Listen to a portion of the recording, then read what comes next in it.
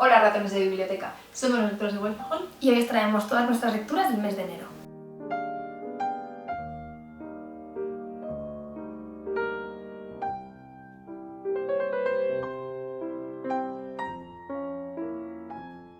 Nuestra lectura conjunta del mes de enero se enmarca dentro de la temática Otras miradas, que hemos querido establecer como temática para el mes de enero porque queremos ampliar un poco nuestra mirada y leer más allá de las obras típicas que solemos leer, que suelen enmarcarse dentro del canon occidental.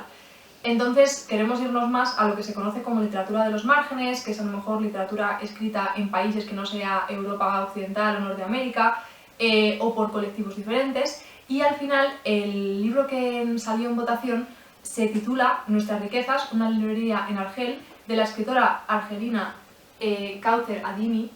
Nuestras riquezas nos narra la historia real de Edmond Charlotte, un editor argelino de origen francés, que en los años 30 fundó una librería en la ciudad de Argel llamada Nuestras riquezas, en honor al título de otro libro, y que fue una librería que se convirtió en el centro cultural del Argel del momento y que tuvo una influencia tremenda, porque además de librería también fue editorial, y fue la editorial que dio a conocer a autores pues, famosísimos como puede ser Albert Camus, y que de hecho llegaron a editar a Lorca en un momento en el que acababa de ser asesinado y en España estaba censuradísimo. El interés principal que tiene esta novela, además de la historia que nos cuenta, es que está narrada de tres formas diferentes. Por una parte, tenemos el diario de Edmond Charlotte, en el que él nos va contando desde que abre la librería hasta después de la Segunda Guerra Mundial, más o menos. Por otra parte, estamos en la actualidad, que sería más o menos en 2017, que es el momento en el que se va a cerrar la librería, porque se va a reconvertir, digamos que es una librería que ha estado en manos del gobierno de Argel, pero luego llega a manos privadas y se va a reconvertir en una tienda de comestibles o algo así. Entonces es la historia de un chico que va a la ciudad de Argel para simplemente desmantelar esa librería y reconvertirla en la tienda de comestibles que va a ser. Y se encuentra con la oposición de todo el barrio. Y por otra parte, la siguiente parte que tiene bastante interés sería narrada por el propio pueblo argelino y nos cuenta su historia. Nos cuenta su historia centrándose sobre todo en la descolonización del país de Argelia. Empezando con la Segunda Guerra Mundial, un poquito después, cómo es la lucha del pueblo argelino para alcanzar su libertad y cómo es la represión que sufre también por parte de Francia. A mí es una novela que me ha gustado mucho, es una novela muy breve, que está escrita con una prosa muy bella. Yo es que me hinché a subrayar y además me lo leí, me acuerdo que en un día, porque es muy pequeñito el libro. Y a mí personalmente me ha gustado mucho. Creo que también es verdad que yo de descolonización sí he estudiado bastante y concretamente de la descolonización de Argelia sí que tenía una base, que a lo mejor ha sido lo que a vosotras a lo mejor os ha fallado más o lo que no os ha convencido del todo. Sí. A ver, a mí el libro me ha gustado, pero no me ha gustado tanto como a ti, porque yo no tengo tanto conocimiento de la historia de Argelia, entonces había partes en las que me perdía un poco, tenía que ponerme a buscar en internet para adentrarme un poquito más en la historia y demás, entonces a mí era como que me faltaba información. Aún así, el libro, aunque no se tenga ni idea de la historia de Argelia, si no se es tan puñetera como Lucia y yo, se puede seguir perfectamente. El problema es que nosotras es como que queremos saberlo todo y al final es un libro que te cuenta la historia, pues eso, de nuestras riquezas, de la librería en el contexto de Argelia. Pero a mí es lo que me falló un poco. Sí, a mí no es tanto eso, porque tampoco, busqué alguna cosa, pero tampoco tanto. Era sobre todo el hecho de decir, me ha gustado mucho, pero me ha parecido súper corto, porque es muy corto. Pero que no tiene nada de malo, quiero decir, cada uno cuando escribe pues decide si quiere escribir un tocho, quiere escribir una novela corta y es que es tu derecho como escritor. Pero a mí, en otras novelas no me importa tanto, pero en esta era como, me has dejado con ganas de muchísimo más. Y toda la parte que está narrada desde el punto de vista del propio Argel, de la propia ciudad de Argel, o el propio pueblo argelino, me habría gustado que profundizase muchísimo más, ¿no? Meterse más en el conflicto, en el sentimiento de la población respecto a la colonización y descolonización. Y luego, en la parte de diario, digamos, claro, está muy bien construida la idea de es un diario, es una anotación personal de lo que el autor del diario quiere escribir, pero a ti te deja con ganas de más a veces, es como comida con Albert en no sé dónde, hablamos de muchos planes y tú dices, qué guay, planes. Y es súper realista que el autor escribiera eso de un diario, porque tú en tu diario no lo escribes para ti, entonces puedes ser anotaciones brevísimas, pero tú dices, muy bien, pero quiero más, dame más. Entonces es como mi única pega, que me ha gustado mucho, pero yo quería más. A mí es que también hay una cosa que me gustó muchísimo del libro y es que la parte narrada por el pueblo es que parece que estás en las calles de Argel. O sea, es que tú vas andando y te narra de una forma la atmósfera de Argel. Que parece La que estás atmósfera allí. de la ciudad, el sentimiento colectivo del Sí. pueblo. El primer capítulo y el último capítulo Son me buenos. parecen preciosísimos. Sí, sí, La sí, primera es- y última página. Es un libro muy bello, muy ¿verdad? bonita, Cómo sí, está te mete- escrito te y mete en la ciudad. cómo te traslada Sí. al propio sentimiento del pueblo y la ciudad. Sí, sí, es que casi puedes olerlo. O sea, es increíble, Sí. está muy bien hecho. Mis padres, que los dos han estado en Argel viviendo un tiempo breve, se lo están leyendo los dos. Ah, sí. Y bueno, mi madre se ha terminado ya, me parece Ay, que está qué guay. leyendo. Y era lo que me comentaban, es que te traslada, o sea, es la misma sensación que tienes cuando estás por las calles. Entonces eso está muy conseguido. En resumen, os lo recomendamos un montón. Sí. Yo después de Nuestras riquezas me leí Un amor de Sara Mesa y es un libro que me llamaba la atención, pero como tiene opiniones tan dispares, yo decía, y hay gente de la que me fío mucho que le encanta, hay gente de la que me fío mucho que lo detesta. Entonces no sabía muy bien qué me iba a encontrar y me lo regalaron en el trabajo a una persona que le había encantado y me dijo, mira, toma, léetelo, a mí me ha encantado, tal. Y dije, bueno, pues ya no tengo otra opción y me lo leí. Un amor de Sara Mesa es un libro que cuenta la historia de Nat, es una mujer, pues así en sus 30 y tantos, y entonces ella, bueno, pues huyendo un poco de su vida, decide irse a un pueblo perdido que se llama La Escapa. Allí alquila una casa en el que se cae a trozos y tiene una relación con el casero un tanto extraña porque es un señor un tanto particular y adopta un perro que le llama Sieso al pobre animal. ¿Sieso? Sieso, sí. Ay, pobrecito. Porque es un poco especial el perro también. Entonces, bueno, lo que parece, ella, bueno, va pues empezando a vivir ahí en el pueblo, empieza a conocer a la gente, todo es aparentemente normal, pero poco a poco el ambiente va tornándose opresivo, extraño, empieza a establecer relaciones pues diferentes con la gente del pueblo. Es que tampoco quiero entrar en muchos detalles, ¿no? Porque aunque en realidad es algo que se sabe, creo que te destroza demasiado el libro. Entonces, bueno, pues empieza a conocer a gente y se genera pues es un ambiente como muy asfixiante. A mí me recordaba un poquito a la película de Las Bestas. Wow. A mí, personalmente, no sé si estáis de acuerdo, si lo habéis leído y habéis visto la peli, nos lo dejáis en comentarios, pero ese ambiente como raro, agobiante, de que hay algo que no encaja, pues está muy presente en el libro. Creo que una cosa que a mí me llama mucho la atención es que en realidad es un libro que habla mucho sobre la otredad, que por eso creo que a ti podría gustarte. Porque al final sí que es un libro en el que ella llega y no deja de ser el elemento disonante del pueblo, es la nueva, es la que actúa, piensa y hace las cosas de una forma diferente. Y eso no termina de gustar en el pueblo, pero es que lo mejor de todo es que no es solo los vecinos con ella, es que incluso ella misma no termina de entenderse, no termina de entender por qué hace lo que hace, por qué siente lo que siente. Entonces creo que es muy interesante. Además es un libro en el que tiene muchísima presencia el tema del lenguaje, ya no solo por cómo escribe Sara Mesa, que a mí personalmente me ha gustado mucho. Hay gente que dice que usa muchos adjetivos, para mí no es un problema.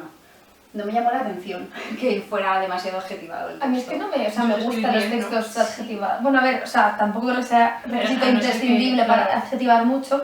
Puedes tener un estilo muy parco y también está bien, Sí. pero no me parece que un estilo muy prolijo en adjetivos sea malo. Mientras lo uses bien. Claro, a mí personalmente ya os digo que es un estilo que me ha gustado, pero sí que es cierto que he leído a mucha gente que dice que no. Es que tengo ganas de que os lo leáis para que Yo tengo digáis. mucha curiosidad. Yo también. Sí, sí. Tengo como miedo, pero por lo mismo que dices tú, porque hay gente que confía mucho en su criterio y que lo ha adorado, y gente que confía mucho en su criterio y lo odia. Yo No creo sé que qué te va a va gustar pasar con ese mucho. libro, ¿tú crees? Yo creo que a ti sí. Sí. Lucía, tengo mis dudas. Creo que la temática sí, el estilo a lo mejor sí, pero hay ciertas cosas que, bueno, no sé. Ya Tengo curiosidad. Qué curiosidad, de es verdad. que está muy bien. Entonces, bueno, lo que iba diciendo del lenguaje, ya no solo por cómo está escrito, sino que ella encima es traductora. Entonces es como que tiene mucho peso el lenguaje. Pero además es un libro en el que no solo tiene importancia lo que dicen los personajes, sino lo que callan. Y me parece muy interesante cómo la autora maneja esos silencios y esas frases medio dichas, eso que subyace detrás de lo que quieres realmente decir, ¿no? Aparte de todo esto, creo que es un libro que, y creo que quizá esta es una de las razones por la que a la gente no le gusta, y es que es un libro que al lector le sitúa en los límites de su propia moral. Es un libro que puede resultar incómodo Y es un libro, o sea, incómodo no en plan de que sea crudo, que sea desagradable, sino que plantea cosas y situaciones que mucha gente puede no entender y no estar de acuerdo. Entonces creo que esa confrontación con uno mismo, al lector, así que lectores que tengan cierta sensibilidad puede resultarles un pelín más difícil de enfrentarse. Para mí no es un problema, pero yo puedo entender que haya gente a la que le pueda costar. Luego además creo que es un libro muy atmosférico. El hecho de cómo ella describe la escapa con el monte Glauco siempre presente, tan cerrado, tan hostil. La verdad es que es un libro que a mí me parece que está muy bien manejado. Entiendo que haya gente que no le guste, pero yo personalmente sí que le daría una oportunidad y tengo muchas ganas de traeroslo para ver qué os parece. Así que nada, pues os lo traigo. Además es finito, entonces si queréis empezar con Sana Mesa creo que es muy buena opción porque os vais a dar cuenta de cómo es el estilo y al final pues no es un tocho como, yo qué sé, El Señor de los Anillos. Bueno, no es tan gordo El Señor de los Anillos, ¿no? Sí, Bueno, es que son 3 y no puedes leer solamente uno, entonces. Pues sí, pues eso, que le deis una oportunidad y a mí me ha gustado mucho cómo está escrito. Me ha dado mucha curiosidad. Está muy bien, está muy bien. Mi siguiente lectura, que en realidad no fue siguiente porque la empecé de diciembre, me acompañó todas las navidades y la acabé en enero, que era un poco el plan, es Cuentos de Navidad editado por Alba, que incluye una recopilación de 38 relatos escritos entre el siglo XIX y el siglo XX. El primero es de 1812 de los hermanos Grimm y el último de 1990 de Paul Auster. Hay una infinidad de traductores porque cada uno de los relatos, algunos relatos han sido traducidos por Alba, pero algunos simplemente han comprado la traducción, entonces no voy a mencionar 25 traductores. Creo que es un libro que os puede gustar muchísimo si sois amantes de la Navidad. Quizás si no, yo no me acercaría, yo soy súper navideña y encima ya tengo más libros navideños, pero es que este editado por Alba me hacía muchísimos ojitos y además me gusta mucho el concepto. No pretende ser un libro que solamente aborde la Navidad desde el punto de vista de las Navidades tiernas, familiares, felices y bonitas, sino que busca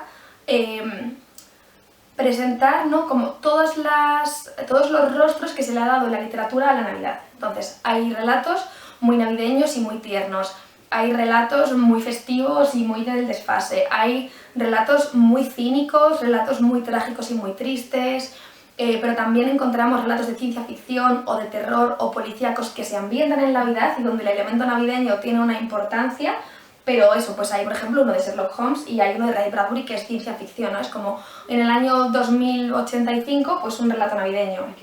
Hay también relatos súper simbólicos y metafóricos, hay un relato del oeste que me ha llamado muchísimo la atención, un relato del salvaje oeste ambientado en la Navidad. Eso me gustó muchísimo porque como que presenta un mundo muy salvaje y muy marginal y muy crudo, donde de repente esa gente tiene un gesto navideño, un detalle muy sentimental y es muy bonito.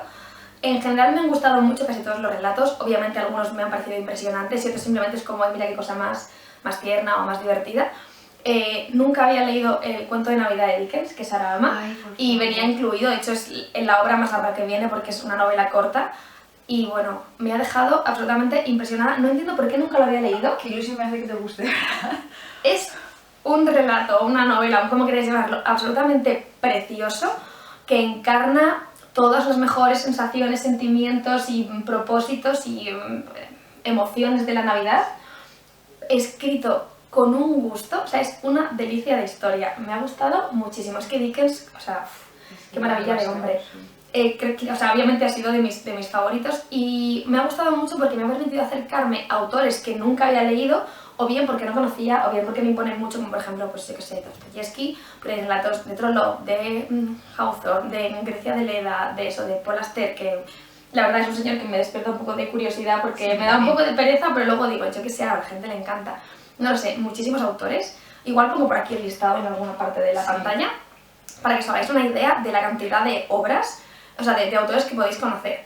Entonces, si os gusta la Navidad, os lo recomiendo muchísimo. Si no os gusta la Navidad, a ver, creo que no merece la pena porque el espíritu navideño está súper presente. A vosotras creo que os encantaría a los dos porque sois personas muy navideñas. Además, a Nuria le gustan los relatos más que a nosotras, yo creo, o sea que tú disfrutarías un montón. Pero bueno, tú también, porque dentro de este contexto de lo navideño creo que funciona muy bien, ¿no? Ir intercalando relatos. O sea que una maravilla. Además, me ha gustado muchísimo la edición, está muy bien hecha, porque ya digo que son relatos desde el siglo XIX hasta el siglo XX, y aunque está muy centrado en Europa, hay también relatos americanos de distintas partes de América y también de distintas partes de Oceanía. Entonces, lleva bastantes notas a pie de página cuando hay alguna mención a alguna tradición, a alguna costumbre específica de un país, donde te explica esa tradición, esa costumbre, de dónde viene, qué se hace. Entonces creo que la edición te permite entender muy bien cómo han ido evolucionando las costumbres navideñas, porque al final nuestra Navidad, gran parte de las cosas que nosotros hacemos proceden del siglo XIX y proceden de Dickens. Decorar la casa, cantar villancicos, reunirse en familia, los regalos, todo ese tipo de cosas.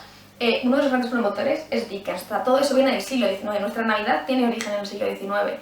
Y entonces ver cómo eso va evolucionando en distintos países, cómo las tradiciones suecas no son las mismas que las polacas ni las mismas que en Nueva Zelanda, creo que es súper interesante. Y como que aparte del espíritu navideño, realmente tiene un componente, digamos, sociológico, antropológico, que me parece de verdad súper interesante. Así que muy recomendado, magnífica edición.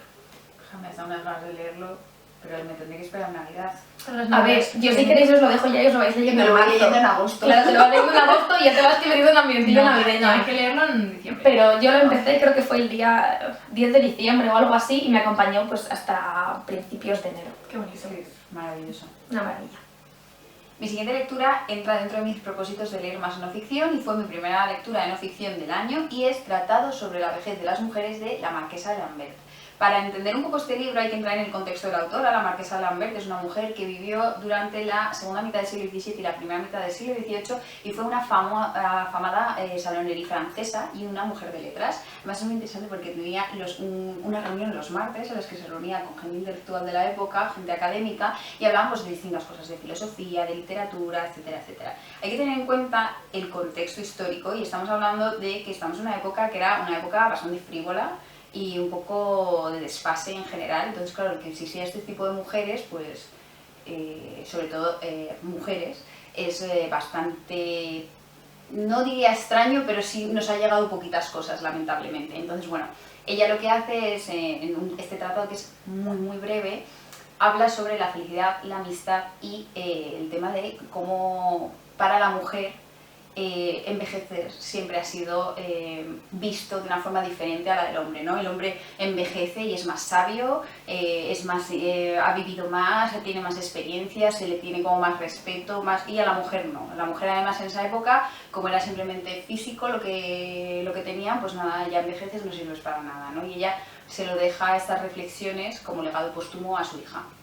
Hay que tener en cuenta que ella lo que hace también es indagar sobre teorías anteriores, pero que están abordadas con cierto sesgo de género. Entonces ella pone por escrito estos pensamientos y le deja a su hija como una serie de reflexiones sobre cómo envejece la mujer y cuáles son las mejores formas de envejecer, y habla mucho, pues eso, sobre cultivar el intelecto, y a mí me ha resultado muy interesante. También hay que tener en cuenta una cosa, y es que este es un libro que fue escrito, o unas reflexiones, mejor dicho, que fueron escritas hace 200 años. Entonces, claro, hay cosas que a mí, pues claro, vistas desde el siglo XXI, obviamente no, pues ya no nos llegan, pero otras, por desgracia, son demasiado actuales. De hecho, a mí me parece muy fascinante porque el tema de la vejez en la mujer es algo que sigue desgraciadamente, tremenda actualidad. O sea, sigue teniendo muchísima vigencia. A la mujer no se le permite envejecer de la misma forma que se le permite al hombre, porque todavía el físico de la mujer sigue siendo como nuestro principal valor, y evidentemente al envejecer lo pierdes. Entonces, quiero decir, esto es algo de lo que no solamente, pero en el mundo de la actuación, por ejemplo, en el mundo de la música, es una cosa pavorosa, pero incluso en la mujer cotidiana, ¿no? Como nosotros dedicamos un tremendo esfuerzo a no envejecer. O sea, es como no permitimos a nuestro cuerpo que envejezca de forma natural.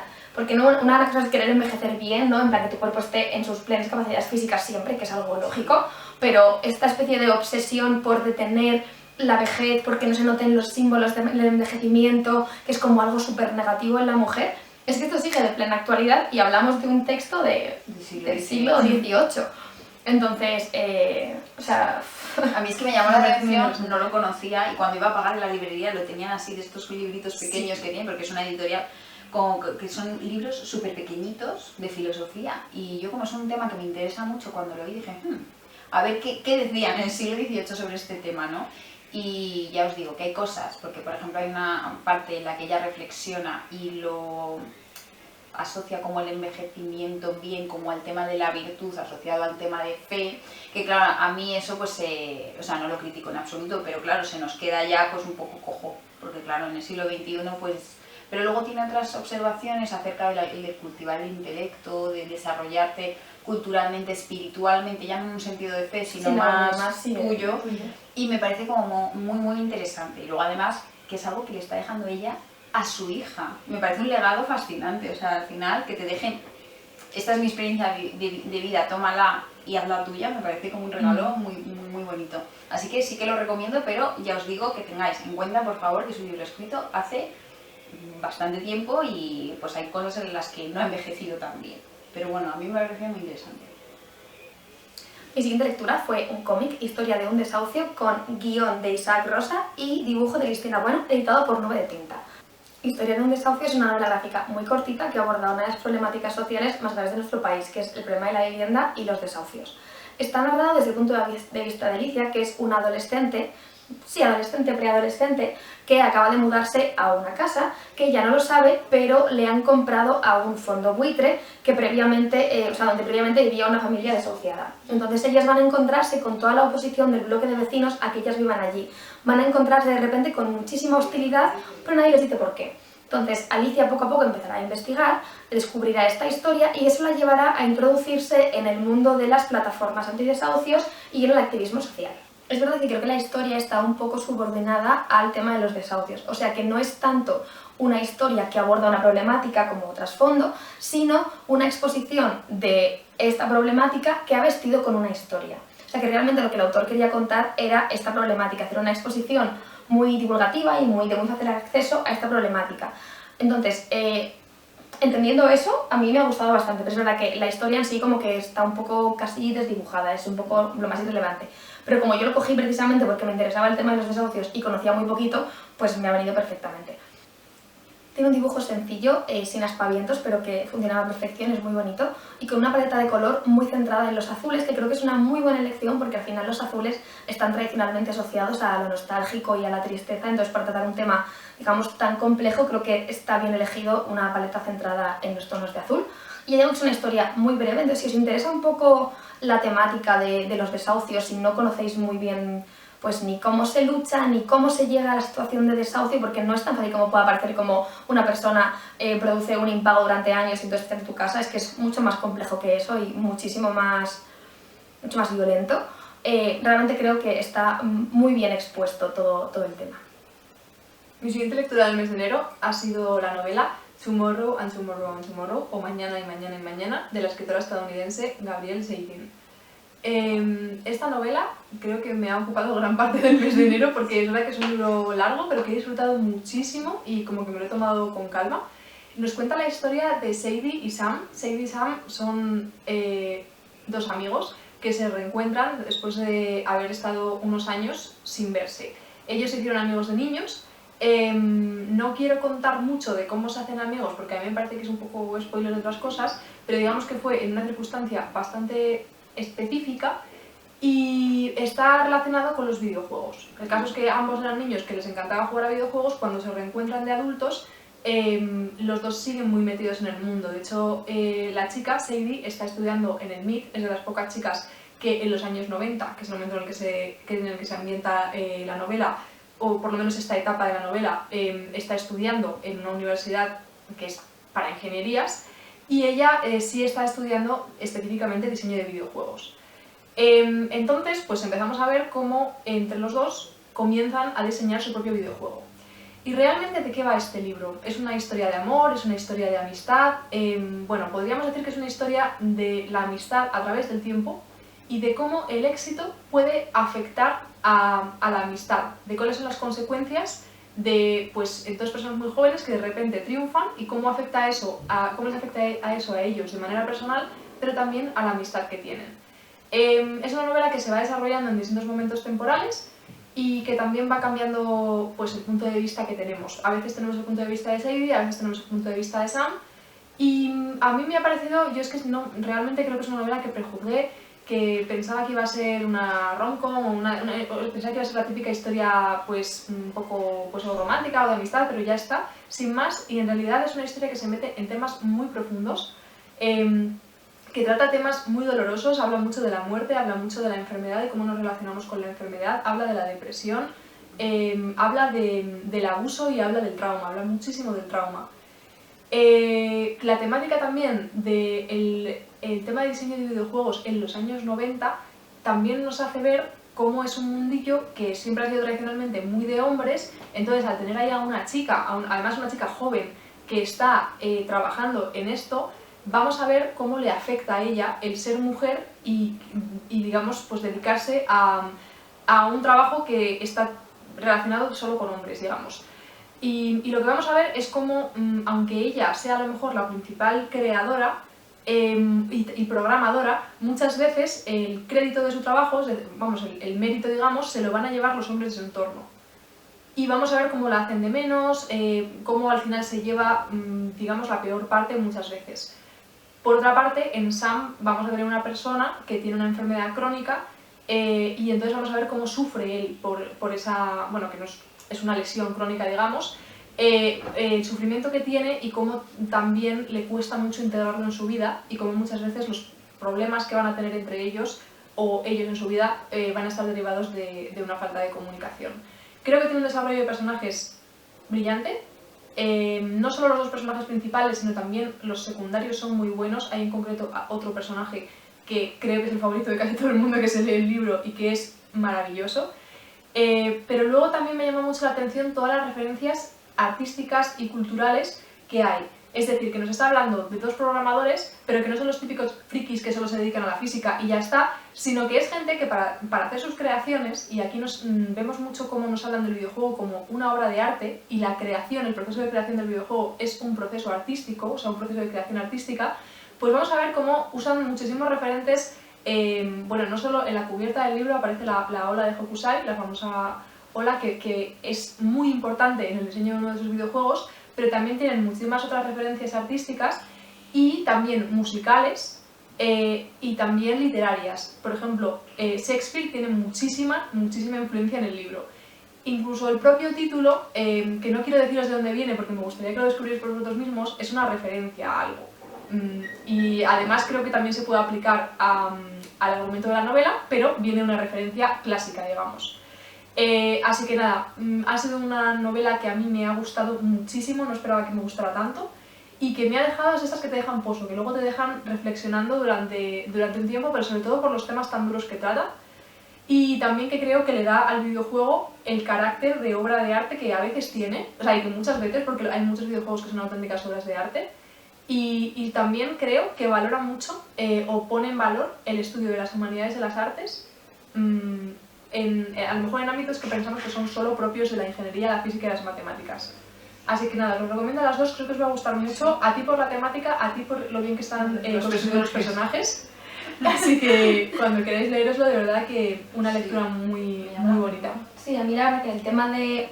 Porque todo el tema de los videojuegos y de lo masculinizado que está ese entorno, no solamente los 90, sino todavía hoy, ya no solamente la creación, sino también el mundo del juego, o sea, el mundo gaming, es un mundo que ya no es que esté masculinizado, es que es tremendamente misógino. Sí. Y entonces me parece muy interesante. Y además que una cosa que me llama la atención es todo el mundo friki, ¿no? Sí. Ya sea videojuegos, ya sea cómics o otros ámbitos, que además que yo creo que nuestras dos hemos estado metidas. O sea, Sí, de hecho yo es una cosa, en el videojuegos no tanto porque yo todo lo que juego es como muy indie y sobre todo no juego nada online porque no me quiero meter en esos entornos. Pero sí que, por ejemplo, quiero decir, leo fantasía, leo ciencia ficción, juego al rol y juegos de mesa, y ahora ya no tanto, pero cuando era más joven y era como mucho menos habitual ver una mujer en ese tipo de aficiones, esta situación de tener que ir tú con 20 y pocos a una típica tienda friki, o sea, yo me he sentido muy mal entrando en ese tipo de sitios, ¿no? O sea, se me ha cuestionado, se me ha acercado un dependiente como, ¿qué haces aquí? O sea, ¿te has perdido? ¿Te puedo ayudar? ¿Estás buscando algo para tu novio? A mí me han preguntado eso directamente. Sí. Entonces, claro, son entornos muy agresivos para la mujer y me parece muy guay que se trate este tema. Sí, no, o sea, yo lo que iba a decir es que parece como que pobrecitos porque es gente con la que siempre se han metido en el colegio o a lo mejor que se sienten más incomprendidos, y yo, por ejemplo, también en parte por eso, aparte de por los gustos, a lo mejor me he acercado a veces a ese tipo de grupos, porque sentías esa afinidad y luego te das cuenta De que hay una misoginia tremenda y que todavía a día de hoy la sigue habiendo. Entonces, sí, son entornos también muy misóginos. O sea, a mí me llama mucho la atención el libro. He de decir, es el típico libro que, como estaba por todas partes, a mí esto en lugar de efecto llamada, para mí es todo lo contrario, es como que da una pereza máxima. Pero como de Nuria me fío plenamente, pues probablemente caiga. No sé cuándo, porque yo ya no digo cuándo voy a leer las cosas, porque luego pasan años. Yo tampoco, porque llega un punto que como vamos acumulando cada vez más libros en la lista, pues no sabemos cuándo. Pero... Espero que caiga en algún momento de mi vida, pero bueno, no sé cuándo. Pero me llama mucho, me llama mucho. Mi siguiente lectura la quise enmarcar también dentro de otras miradas, porque ya sabéis que a mí es un tema que me encanta y me encanta como acercarme a otras culturas, y en este caso elegí Arado Torcido de Itamar Vieira, que es un autor brasileño.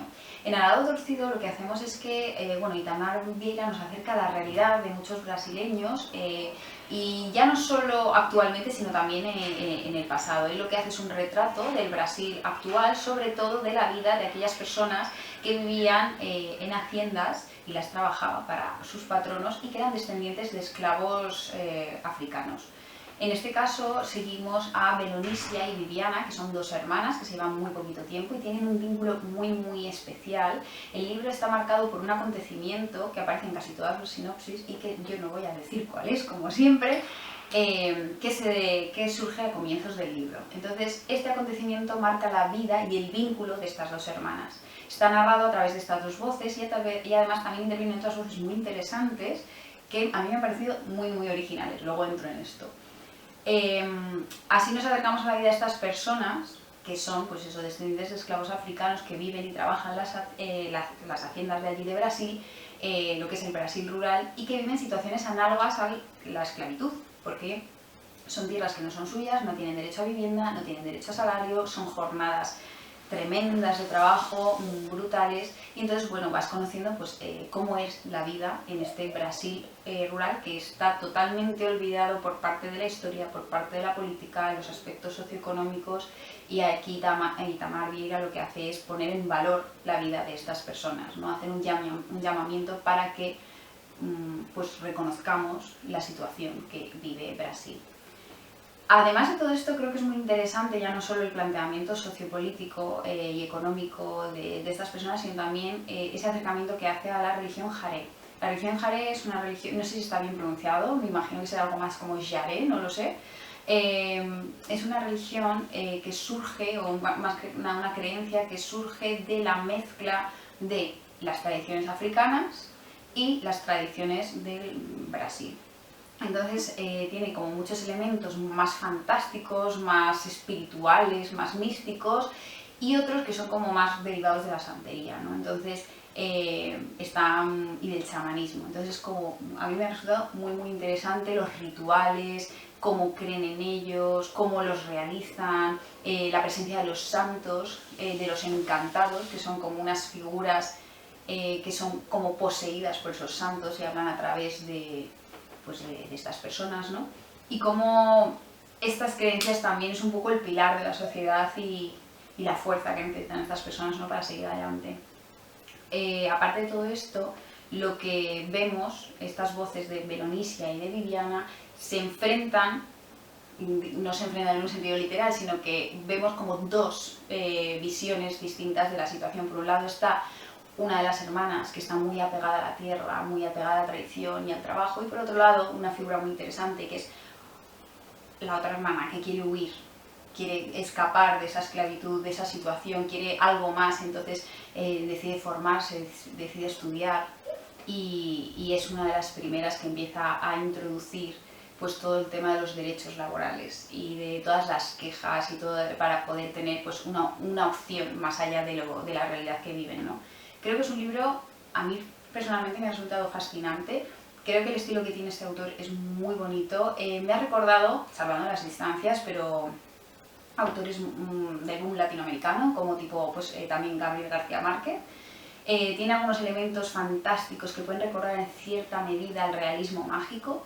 Y creo que la construcción que tiene de personajes es muy interesante. Tiene voces, aparte de lo que es Viviana y Belonisia, que son las voces principales, pero por ejemplo hay partes que están contados por santos, que me ha parecido muy interesante, y además son santos que son ajenos a nosotros. Bueno, por lo menos a mí, tampoco es que yo tenga aquí una cultura cristiana enorme, pero pues son santos como más asociados como a la tradición de oficios y no sé, me ha parecido muy interesante. Es un libro que además habla, aparte de, pues, de reivindicar todos estos aspectos que he mencionado, se acerca mucho a la realidad de la gente que vive en un ámbito rural y acaba con este romanticismo al que tendemos por desgracia actualmente, ¿no? Te habla de la sequía, te habla del hambre, te habla de la violencia, te habla mucho del maltrato y de la violencia machista. Creo que es un libro de verdad que merece muchísimo la pena. Además me interesa mucho y me ha interesado mucho porque está contado desde una perspectiva muy desde la mujer y creo que también es algo que lo pone mucho en valor. Es un libro cortito, abarca muchísimos temas y de verdad lo recomiendo muchísimo. Creo que a las dos os gustaría muchísimo. No, a mí me apetece un montón leerlo.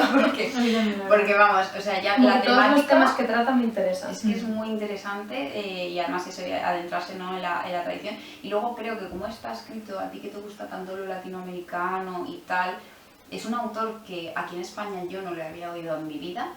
Le voy a seguir muy de cerca, tiene muchísimos premios y te ponen eso a la par de autores como Gabriel García Márquez, Jorge Amado, o sea que es un autor que allí ha vendido muchísimos libros, está muy reconocido, es un libro que te hacen leer en las universidades, porque pues eso refleja una realidad de Brasil por desgracia muy olvidada y yo los recomiendo muchísimo. Mi siguiente lectura fue Las novias de Cristina Morano, editado por Inalvis. Yo este libro me lo encontré en una feria de edición así un poco independiente y me llamó mucho la atención porque es una editorial pequeñita que edita como un terror un poco alternativo, es el terror más urbano que hay ahora, más también un poco muy hispanoamericano. Y me llamó la atención porque era una novela ambientada en un instituto y me pareció que tenía un poco de relación con Mandíbula de Mónica Ojeda. Y aunque luego no tiene realmente, o sea, a nivel de desarrollo de trama no tiene nada que ver, sí que ese contexto es un poco parecido y a mí me ha gustado mucho. A nivel de trama es la historia de un grupo de amigos de instituto que se va metiendo en el mundillo este que por lo visto hay ahora de los retos virales y a los que se les acaba yendo mucho de las manos. Pero lo que a mí realmente me ha interesado de la novela es todo el desarrollo que hace de la adolescencia, del miedo atávico del adolescente a hacerse adulto, un poco una pugna entre los cambios que están produciendo en tu cuerpo y no querer que se produzca, al mismo tiempo quieres la independencia del adulto para hacer cosas que no hacen los adultos. Porque tú ves a tus padres y te parece que es una gente que ha caído en una rutina horrorosa, se ha vendido al trabajo y a todo lo que tú no quieres ser, pero tú quieres tener poder por una vez, o sea, quieres tener poder de una vez y quieres tener capacidad de decisión y hacer lo que tú quieras para, por supuesto, no hacer lo que hacen ellos. Esa especie de desprecio a los consejos que te dan tus padres, que quieren reconducirte por un camino que tú no quieres seguir, los profesores, ¿no? Entonces, como esa lucha constante entre, por un lado, querer alcanzar el poder del adulto, mientras parece que hay como una especie de terror a hacerte mayor. Entonces, todo ese tema está súper desarrollado, todos los cambios físicos, además de una forma muy brutal y además metafóricamente a través del reto en el que se meten, donde también hay cambios físicos muy brutales y cómo esos cambios por un lado pueden ser fascinantes y muy atractivos, pero al mismo tiempo son desagradables y son horribles y además son físicamente desagradables, ¿no? Pues eso, los fluidos, la sangre, el sudor, los olores, todo ese tipo de cosas tan adolescentes, esos cambios cuando creces de forma un poco desproporcionada, ¿no? Que vas viendo como a trozos, el acné, todo eso, digamos que tiene una representación metafórica en el reto viral en el que se meten y creo que está muy bien llevado. También habla mucho de este deseo cerval de pertenencia que hay en la adolescencia, la necesidad de sentirte parte de un grupo y el estar dispuesto a hacer lo que sea porque ese grupo te acepte y estar dispuesto a renunciar a cosas a las que en principio no querrías renunciar o hacer cosas que no quieres hacer solamente para que ese grupo te acepte. Y eso también está tremendamente bien explicado en la novela. Tiene un estilo muy curioso porque los adolescentes de esta novela hablan de una forma, se expresan de una forma, lo oculto, lo pedante, que a mí me resulta llamativa, pero también nos pasó en Mandíbula de Mónica Ojeda, como que estas novelas dotan a sus adolescentes de un lenguaje que a nosotros se nos hace extraño, pero que al mismo tiempo funciona muy bien. Si entras en la novela, funciona perfectamente y claro, al final estamos hablando desde la ignorancia.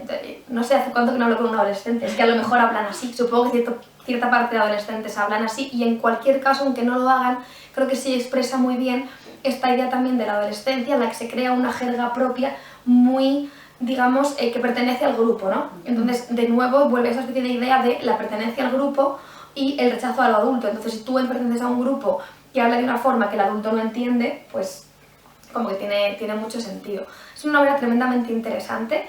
A nivel narrativo se estructura en 3 momentos temporales. El momento presente, en el que nosotros descubrimos que ha pasado algo muy trágico, pero no sabemos qué ha sido.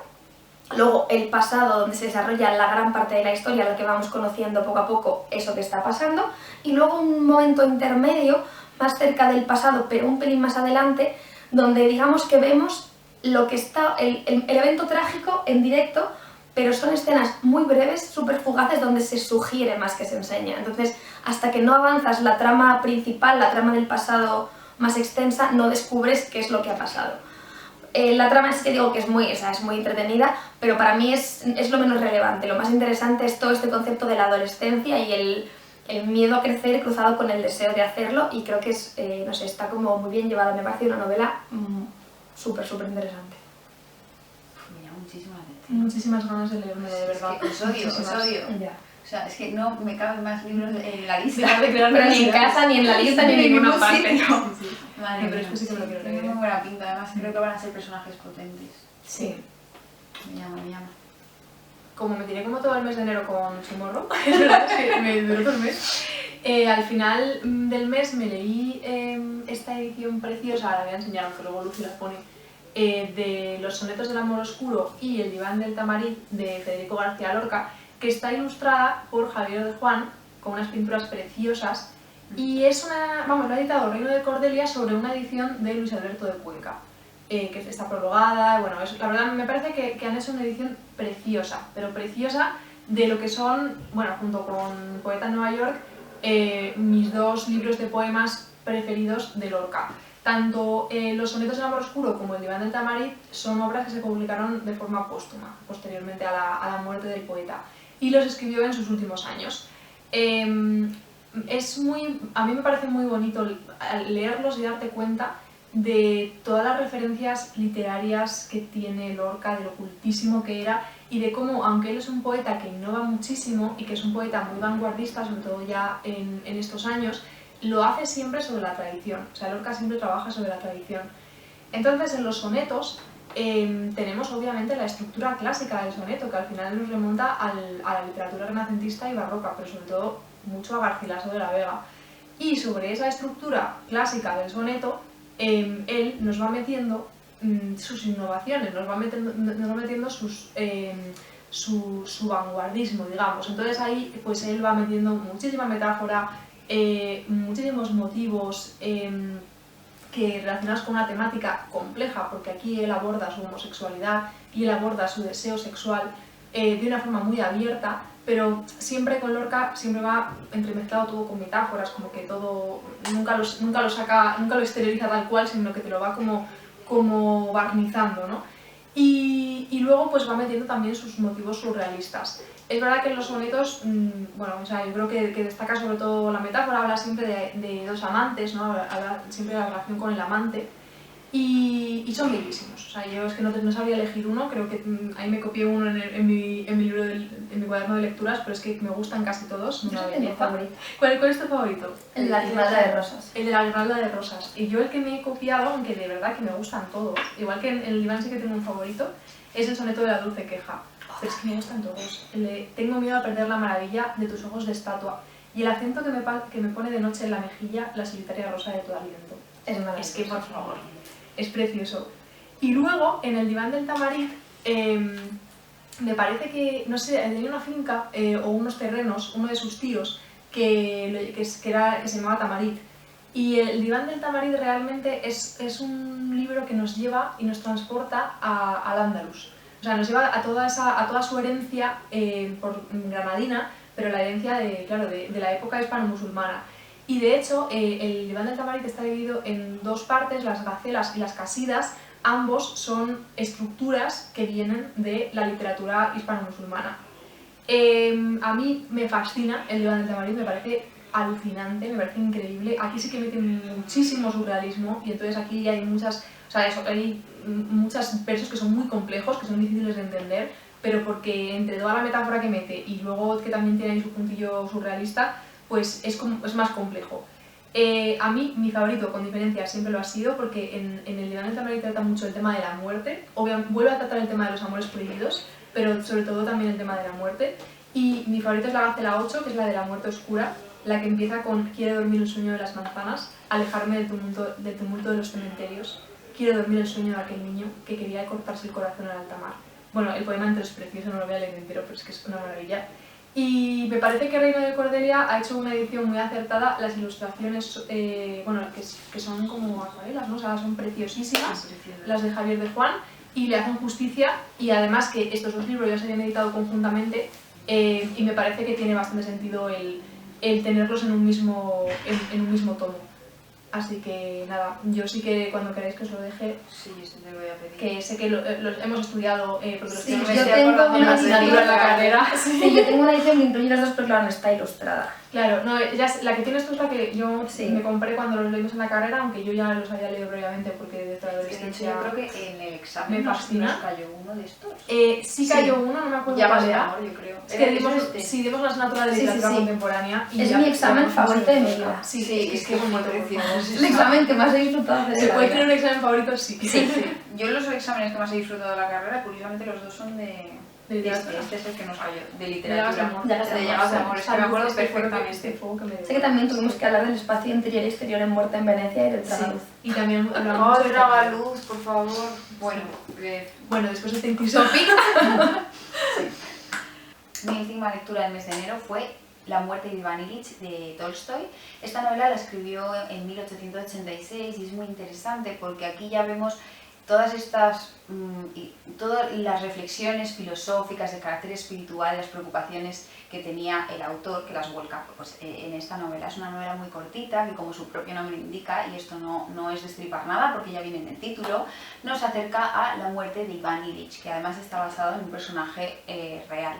Iván Ilich es un burócrata, es una persona que trabaja muy duro para llegar a un estatus social determinado y a un puesto a nivel profesional determinado, y bueno, pues toda su vida se sucede pues como tiene que sucederse. O sea, él hace todo lo que se supone que tienes que hacer para llegar a donde tienes que llegar, que es lo que hacemos todos con mayor o menor fortuna, ¿no? Pero lo importante de esta novela es, en un momento determinado, él sufre un golpe y esto le conduce a un estado de agonía hasta que finalmente fallece. Además, creo que es una escena muy simbólica y muy metafórica, ¿no? Porque al final la muerte es eso, es un golpe, nunca te la esperas, no sabes cuándo va a llegar, y además llega a tu vida, la sesga y acaba con ella, lógicamente, ¿no? Pero esta novela no solo habla de la muerte, que obviamente es un tema muy, muy latente y es el tema principal, pero además te hace una crítica despiadada de la sociedad y del estrato social concreto en el que se desarrolla la historia, del momento en el que se desarrolla la historia, pero además también te habla de la soledad, te habla del egoísmo, no solo del propio sino del ajeno. Y a mí me daba como mucha pena, ¿no? Porque al final te das cuenta de que muchas veces llegamos a la muerte y estamos totalmente solos. Por muy rodeados de gente, aunque tengamos nuestra familia, nuestra amistad, o sea, nuestras amistades, al final, cuando estás en esos últimos momentos, te das cuenta de que a la muerte, de manera inevitable, te enfrentas solo. Y lo importante que es el sentirte acompañado por los tuyos y cómo a veces no estamos a la altura. Creo que es un retrato muy veraz y me parece increíble cómo una persona que no ha experimentado la muerte puedes describir una situación así con ese realismo, ¿no? Es que, bueno, yo ya con esta novela, Tolstoy se corona como mis autores favoritos del mundo, o sea, es que me encanta, me parece que tiene una forma de entender la vida y una forma de ahondar en la esencia del ser humano, en los sentimientos, en las emociones, en las cosas que realmente importan, y encima lo hace en súper pocas páginas, o sea, es que este hombre es un maestro. Me parece que tiene una forma de describir pues eso, el interior del ser humano que es que a mí me ha tocado muchísimo, o sea, creo que va a estar entre mis mejores lecturas, bueno, no sé, porque todavía queda mucho de año, pero no paro de pensar en la novela y tengo muchas ganas de seguir con este autor porque es que no puedo, o sea, es que me cala de una manera, me llena de una manera leerle que no sé, o sea, lo recomiendo muchísimo y si lo habéis leído me interesa mucho saber qué os ha parecido porque, no sé, y a vosotras, bueno, tú sí te lo has leído, ¿no? No, este no me lo he leído. No, y tengo unas ganas sí. tremendas. No. ¿Y tú? Así que... Tampoco. Ay, yo creo que me gustaría Ah, mucho. nuestra... Sí, pero no quiero leer Ana entonces- Karenina. Ay, sí, por Ana favor, Karenina, Tiene que ser mi Karenina. siguiente toste, lo que pasa es que estoy leyendo a Ana Karenina. tiene una problemática de que es Claro, un poco gordo. Pero bueno. No, pero te lo vas a lo beber ventilas conociéndote, rápido, sí. te lo bebes. Eso no te dura a ti ni una semana, Ana Karenina. Hombre, sí, porque es muy gordo. Que no, No tanto, ¿eh? No tanto. Compara con muy rica. Claro, es que en mi mente es como otro guerrero. A ver, No, es para como la nada. mitad No, del para recado. nada. No está largo para nada. Pero tú en una semana, además que yo creo que te va, Sí, además yo hay creo una que parte en mucho Ana leerlo. Karenina que toca temas sociales que a ti te va a gustar mucho. Mi última lectura del mes fue El jardín secreto de Francis Hodgson Burnett, editado por RBA y traducido por Isabel del Río. Es de estas colecciones que han sacado en los kioscos, que se llaman Historias Maravillosas, que son como editas así en telita de colores como con dibujos un poco victorianos. Una maravilla de edición, que a ver, luego pues la calidad de materiales y demás no será maravillosa porque son libros muy baratos, pero es que son muy bonitos y yo me he comprado 2 o 3. El jardín secreto es un clásico eduardiano de novela infantil juvenil. Yo lo leí de pequeña un montón de veces, era de mis libros de referencia absoluta cuando era pequeña. Y no había vuelto a releerlo pues desde hace muchísimos años. Tenía además una edición bastante feucha con unos dibujos horrorosos, muy antigua. Y cuando vi esta, me la compré primero simplemente para tenerlo y después de irlo viendo en la estantería mes tras mes al final dije, mira, voy a releerlo. Me ha gustado mucho más de lo que yo pensaba que me iba a gustar esta relectura. El jardín secreto es la historia de Mary Lennox, que es una niña que vive en la India porque sus padres son, bueno, su padre es diplomático. Es una niña que ha tenido una infancia muy infeliz. Su padre es el típico padre al que no le interesan los niños y mucho menos una niña, entonces no le hace el menor caso.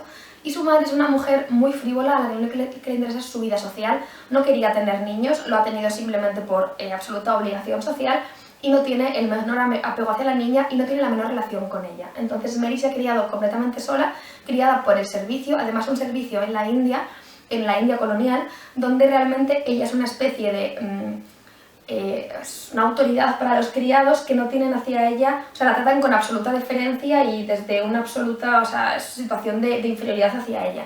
Es una niña que nunca ha sido tratada ni con amor, ni con cariño, ni con ternura y a la que han educado para ser una déspota. Entonces, en un momento dado, al principio del libro, hay una epidemia de cólera en la India, sus padres mueren, ella se queda huérfana y la trasladan a vivir a Inglaterra a casa de su tío Archibald Craven. Archibald Craven es un hombre que quedó viudo hace 10 años y a partir de ese momento se encierra en sí mismo, en su tristeza, básicamente en sus aposentos y no tiene relación con nadie, pero acepta criar a la niña. Bueno, acepta acoger a la niña. Allí Mary entabla relación, se traslada a la mansión y se encuentra con una situación un poco parecida a la que tenía en la India, donde nadie parece interesarse mucho por ella, pero le asignan una doncella, Marta, que es una muchacha de los páramos, una persona absolutamente vital, que será la que inicie un poco el cambio en Mary. La niña, pues dejada a su libre albedrío y básicamente con la única encomienda de no molestar de no molestar en la casa y no hacer ruido, empieza a andar y a corretear por los jardines y allí descubre un jardín que está amurallado, cerrado con llave y del que nadie quiere ni siquiera hablarle. Y toda su obsesión será entrar en ese jardín, descubrir si el jardín está vivo o está muerto y revivirlo y convertirlo en un jardín suyo propio porque ella nunca ha tenido nada propio y nada secreto. Entonces, lo que asistimos sobre todo es a la transformación de Mary, ¿no? Es una niña cuando llega que es muy hosca, muy infeliz, muy altiva con todo el mundo, pero porque es lo que le han enseñado y que nunca ha sido querida y no ha querido a nadie ni a nada.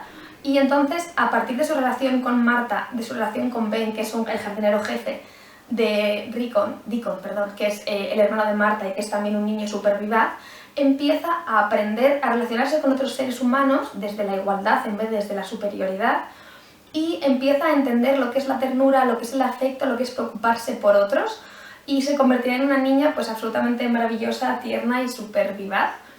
Y es un libro que trata mucho del amor a la naturaleza, del amor a la tierra, del amor a lo que crece, de cómo eso es muy positivo en la infancia.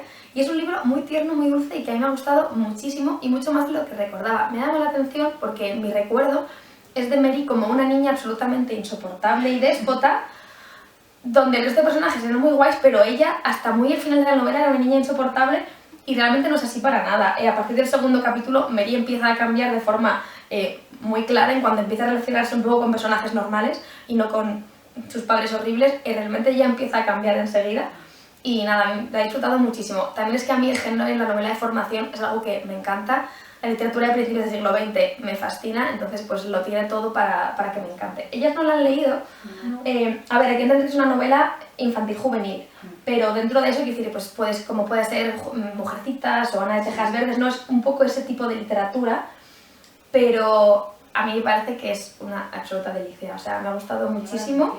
He disfrutado un montón de la lectura. No he leído nunca nada más de esta autora, sé que tiene más novelas, pero no he leído nada más porque a mí me llegó esta novela, que yo creo que es su gran novela, la novela más famosa, y de verdad que es una... eso es como transmite un amor a lo que crece, a la vida, no lo sé, es que es muy, no sé, es una novela súper vital. Yo creo que la lees y te llenas de energía y de ganas de hacer cosas y de vivir. Eso está muy bien. De verdad que es como un chute de energía y de vitalidad. Me llama mucho la atención. Nada, otro.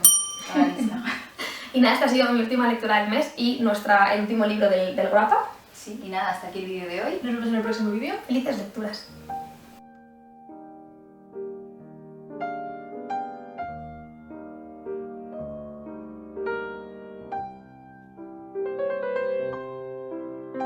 He puesto una música donde no va.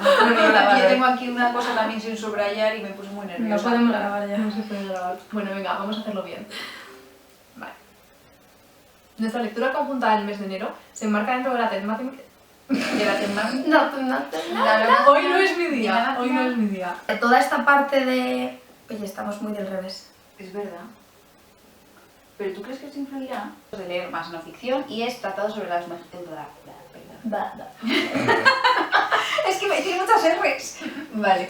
Dijo ella. A ver, juntaos un poco otra vez. Lo que estoy Pégase. Habéis desarrojuntar. Arracimenos. Hagamos la de arracimados. Que estábamos leyendo un libro que era todo el rato que estaban arracimados. ¿No os acordáis? Ay, no. Ay, no, pero me encanta. ¿No sería el del monje con sus transportes y esas cosas? No, era algo que estaban arracimados, que la gente estaba como Ay, no arracimada. lo sé. Ay, no sé, pero me gusta. Arracimados. Bueno, Yo estoy como encima de Nuria, o sea, literal. Nos hemos fusionado en un único ser.